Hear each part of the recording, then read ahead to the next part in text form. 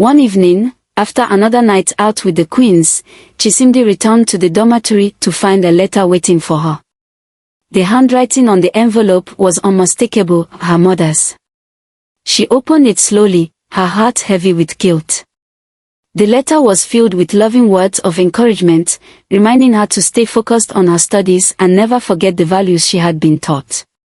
Tears welled up in Chisimdi's eyes as she read the letter. She thought of her parents, who had sacrificed so much to give her this opportunity. They trusted her to make the right decisions, and here she was, straying further and further from the path they had hoped for her. The next day, as Chisimdi walked to class, Faith caught up with her. "Ken was asking about you," Faith said with a knowing smile. "He thinks you're special." Chisimdi forced a smile. "That's nice." Faith frowned, noticing her lack of enthusiasm. "What's wrong? You've been acting weird lately." "Nothing," Chisimdi said quickly. "I'm fine." But Faith wasn't convinced. "Listen, Chisimdi," she said, her tone serious. "You're part of this group now, and we take care of our own. But you need to loosen up. Enjoy yourself. Stop overthinking everything." Chisimdi nodded, though her heart wasn't in it. The weight of her double life was becoming too much to bear. That night, as she lay in bed, Chisimdi made a silent promise to herself. She would find a way to balance her newfound life with the queens and her responsibilities to her family and studies. She wasn't ready to give up the thrill and validation the queens provided, but she also couldn't ignore the guilt gnawing at her. But deep down, she knew it wouldn't be that simple. The deeper she went into the queen's world, the harder it would be to climb back out. And as the days turned into weeks, Chisimdi's choices would lead her down a path she could never have anticipated. As the days rolled by, Chisimdi became a shadow of her former self. Her life was now a whirlwind of flashy outings, whispered gossip, and the glittering gifts that came with being part of the queen's circle. But the changes weren't just external. She was learning to act the part, how to speak confidently, walk with poise, and exude an aura of effortless charm. The queens had begun training her in what they called the art of belonging.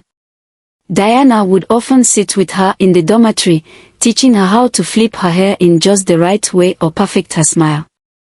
Faith coached her on how to command attention in a room, while Grace shared tips on how to navigate conversations with wealthy men. "You're doing great," Diana said one evening as they lounged in their decorated corner of the dormitory. "But you still need to work on your laugh. It's too innocent." "Too innocent?" Chisimdi asked, frowning. "Yes," Diana replied, mimicking Chisimdi's soft chuckle.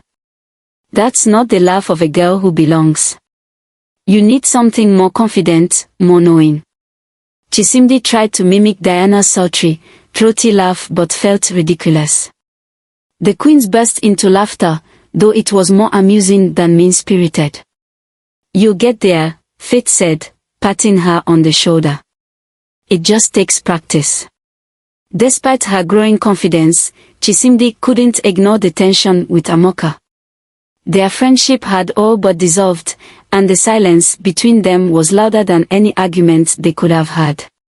One evening, as Chisimdi stood in front of the small mirror in their corner, trying on a pair of diamond earrings Grace had given her, Amoka finally spoke up. "You look ridiculous," she said flatly, not bothering to glance up from her book. Chisimdi froze, her hand hovering near her ear. "What's that supposed to mean?" "It means you're pretending to be someone you're not," Amoka replied, closing her book with a snap. "Do you think those earrings, those clothes, or those girls will make you happy?" Chisimdi turned to face her, her cheeks burning. "You don't understand, Amoka. You've never understood. I've spent my whole life being overlooked, being treated like I don't belong. For once, I feel seen." Amoka stood, her voice rising. "Seen by who?" "Those girls. They don't care about you, Chisimdi. They care about controlling you. And when they're done with you, they'll toss you aside like yesterday's trash. The words hit Chisimdi harder than she cared to admit, but she refused to show it. You're just jealous, she said coldly. Jealous that I'm finally something more than a scholarship girl. Amoka's face hardened, and she shook her head. You're not more, Chisimdi. You're just lost. Without another word, she grabbed her things and left the room, leaving Chisimdi alone with her reflection. For a moment, the weight of Amoka's words pressed down on her, but she quickly pushed it aside. She wasn't lost. She was evolving. And Amoka just couldn't handle it. The next weekend, the queens invited Chisimdi to a high-profile party at a hotel owned by Diana's family. It was their most extravagant outing yet, and the queens made sure Chisimdi looked the part. They dressed her in a floor-length gown, styled her hair in elegant waves, and even did her makeup. When Chisimdi saw herself in the mirror, she barely recognized the girl staring back at her. She looked older, more confident, more powerful. You're stunning, Diana said, clapping her hands. Ken won't be able to take his eyes off you. The mention of Ken sent a ripple of nervous excitement through Chisimdi. She had only spoken to him a few times since their first meeting, but his charm and attention had left a lasting impression. As they arrived at the party, Chisimdi felt the familiar rush of stepping into the queen's world.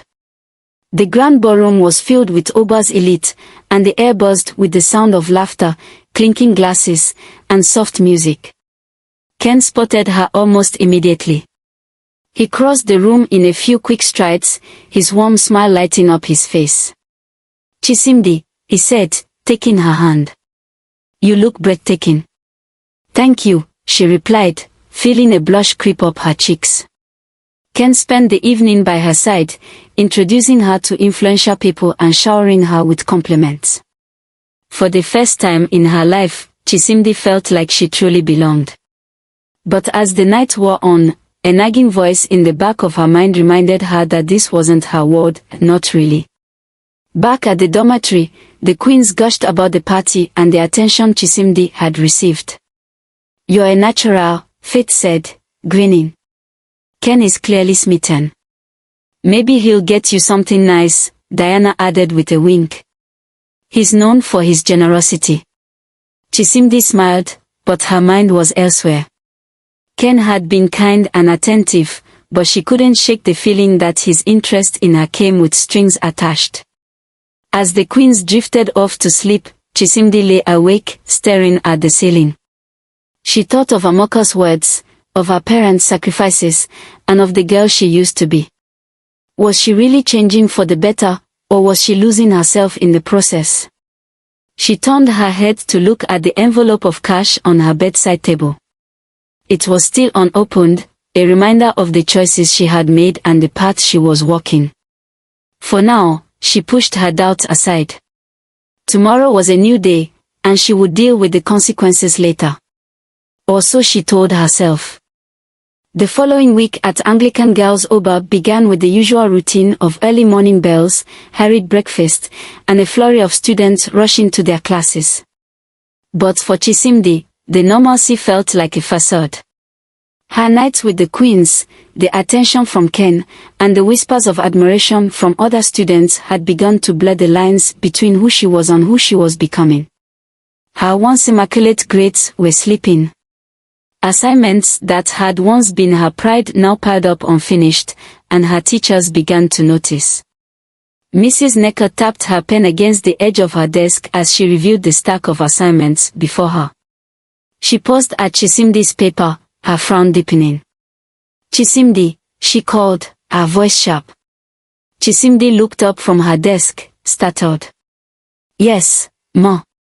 Could you please explain this? Mrs. Necker held up the barely filled assignment sheet. This is not the standard of work I've come to expect from you. Chisimdi's cheeks burned as the other students turned to look at her. She mumbled an excuse, her voice barely audible. I've just been busy. Busy. Mrs. Necker repeated, raising an eyebrow. What could be more important than your education? Chisimdi stayed silent, her gaze fixed on the desk. The truth was too complicated and too humiliating to explain. "See me after class," Mrs. Necker said curtly, setting the paper aside. The rest of the lesson passed in a haze. Chisimdi barely registered the words on the board, her mind racing with worry. After class, she lingered near the teacher's desk, her hands fidgeting nervously. "Chisimdi," Mrs. Necker began once the other students had left. "I know you're capable of more than this. You've always been one of the most promising students in this school. But lately, it's as though you've given up. What's going on?" "I'm sorry, Ma," Chisimdi said softly. "I'll do better." Mrs. Necker studied her for a moment, then sighed. "I hope so. You have too much potential to waste it. Don't let anyone or anything distract you from your goals." The words hit harder than Chisimdi expected. She nodded, promising herself she would turn things around. But deep down she wasn't sure if she could. Back in the dormitory, the queens were their usual lively selves, recounting stories from the weekend and planning their next outing. Chisimdi sat in her corner, staring at her untouched books. She wanted to focus, to catch up on her work, but the pull of the queen's word was too strong. "Chisimdi," Diana called, beckoning her over. "Come here. We are planning something big for Saturday." Chisimdi hesitated, glancing at her books. "I don't know. I have a lot of work to do." Faith rolled her eyes. "Work? Come on, you're one of us now. You can't back out." "She's just being boring," Grace teased. "You don't want to miss this, Chisimdi. Trust me." Chisimdi sighed, the weight of their expectations pressing down on her. "Fine," she said reluctantly. "What's the plan?" The queens exchanged triumphant smiles, and Faith leaned in conspiratorially. "We are going to the Crystal Club. It's the biggest event of the season, and we are VIPs." "Crystal Club?" Chisimdi echoed. She had heard of it, an exclusive venue that catered to the city's elite. The idea was both thrilling and terrifying. "Don't worry," Diana said, sensing her hesitation. "We'll take care of everything." That night, as Chisimdi prepared for bed, Amoka finally broke her silence. "What are you doing, Chisimdi?" she asked, her voice low but firm. Chisimdi turned to face her, confused. "What do you mean?" "You're throwing your life away," Amoka said bluntly. "Your grades are slipping, the teachers are noticing, and all for what? To impress those girls." "They're my friends," Chisimdi replied defensively. "Friends?" Amoka scoffed. "They are using you. Can't you see that?" "They've done more for me than anyone else here," Chisimdi shot back.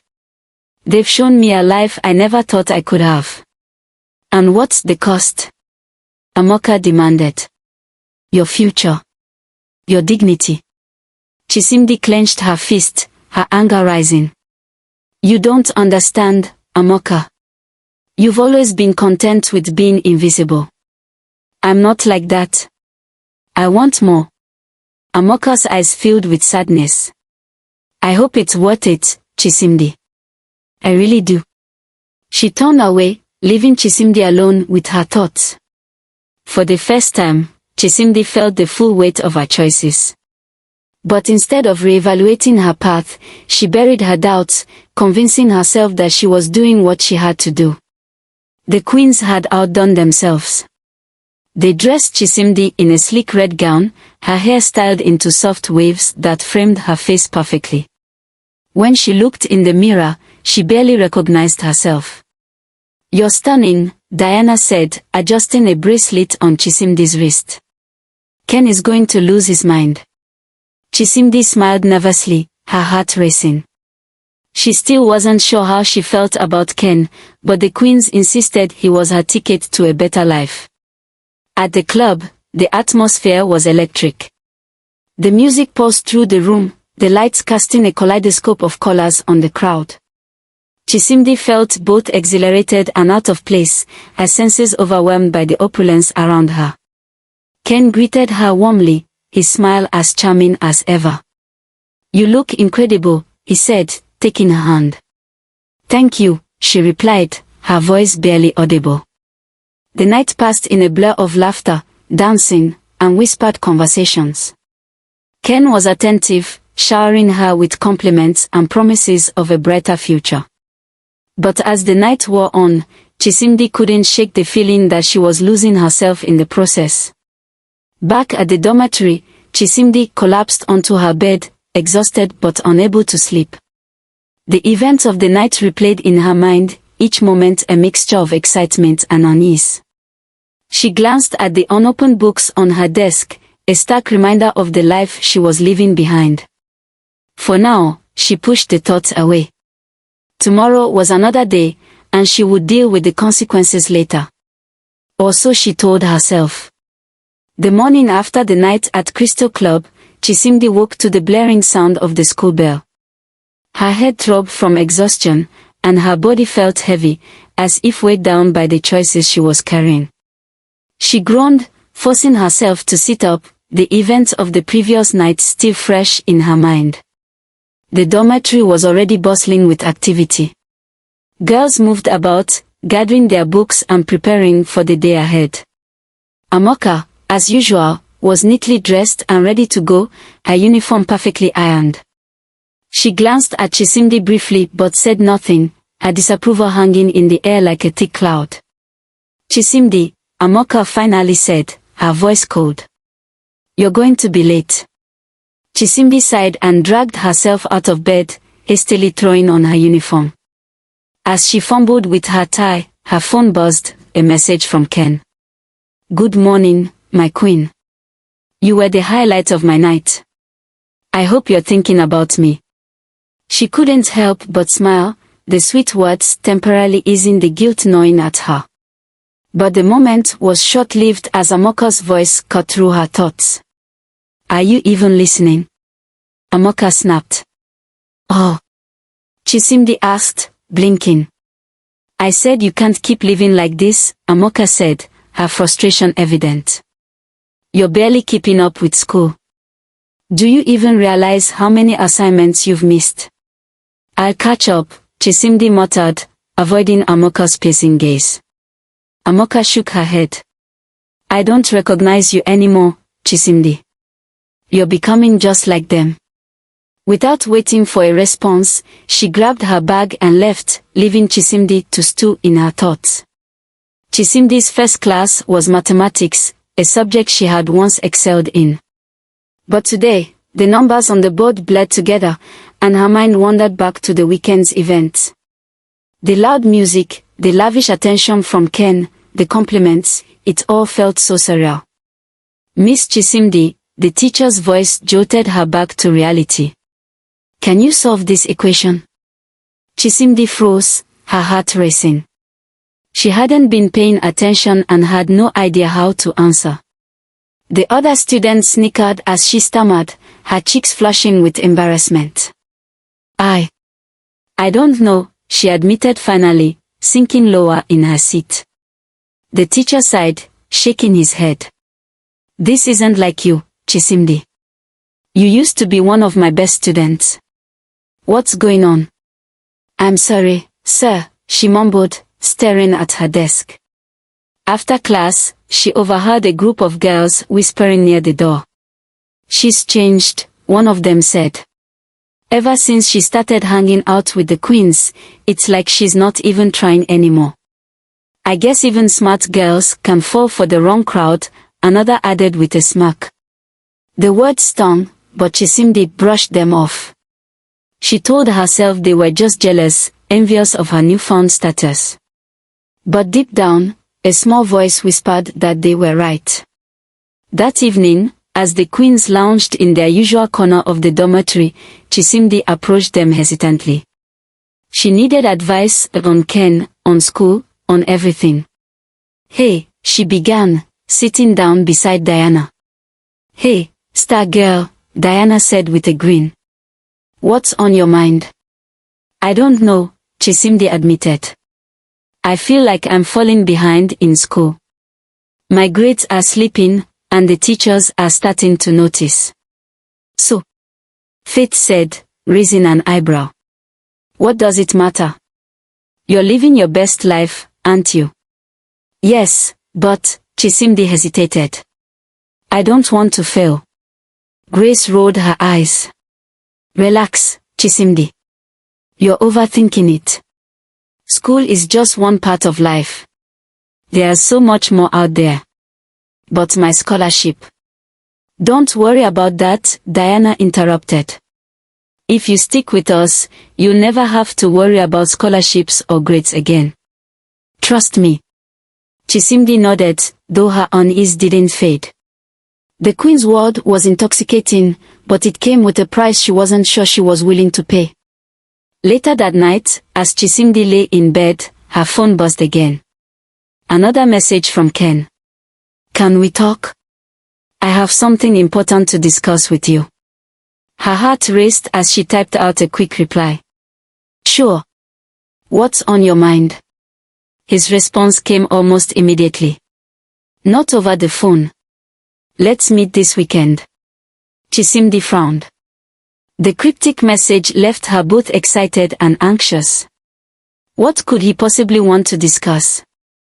The queens noticed her distracted state and quickly guessed the reason. Ken again? Diana asked, smirking. That man is hooked. He said he wants to talk about something important, Chisimdi said nervously. What do you think it is? Probably a gift, Grace said with a wink. Or maybe something bigger. You're doing great, Faith added. Just keep playing it cool. But as the week went on, Chisimdi's anxiety only grew. She couldn't shake the feeling that whatever Ken wanted to discuss would change everything. I hope you enjoyed the tale. If so, please like the video, comment, share it with your family and friends, and don't forget to subscribe to the channel and turn on the notification bell for more enchanting tales like this one. Goodbye.